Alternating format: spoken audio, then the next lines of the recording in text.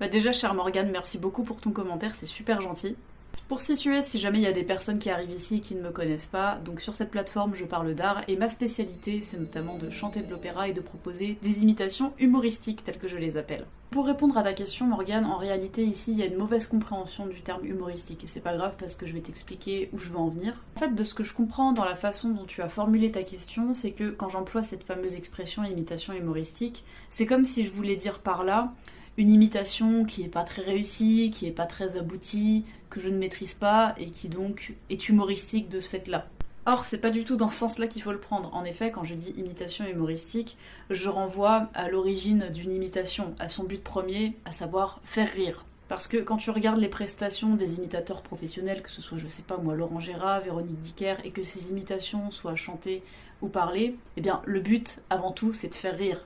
Même si ces imitations peuvent susciter d'autres sentiments, par exemple, les gens peuvent tout simplement être impressionnés, voire bouche bée quand l'imitation est extrêmement bien faite. Aussi, le but de leurs imitations semble être celui-ci, simplement le fait d'impressionner. Ça peut aussi avoir pour but de rendre hommage à quelqu'un, auquel cas ça peut beaucoup émouvoir, ça fait beaucoup de queue dans ma phrase.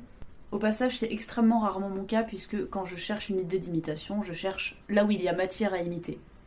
Qu'est-ce qui m'interpelle et que je peux essayer de reproduire, notamment d'un point de vue sonore ?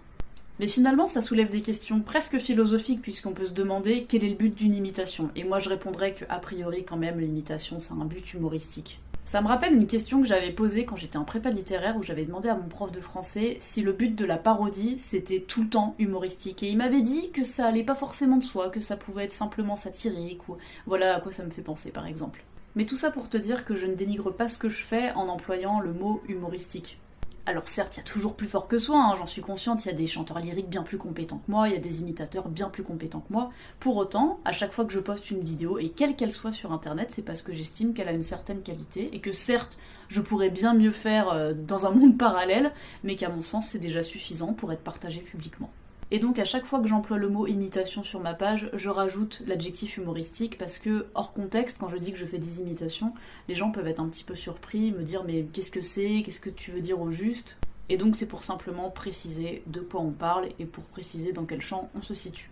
Bon, en tout cas, n'hésitez pas à vous abonner à condition d'activer la petite cloche sur mon profil, super important. J'ai aussi un autre compte, le lien est dans ma bio, sur lequel j'aborde des sujets de réflexion plus ou moins légers.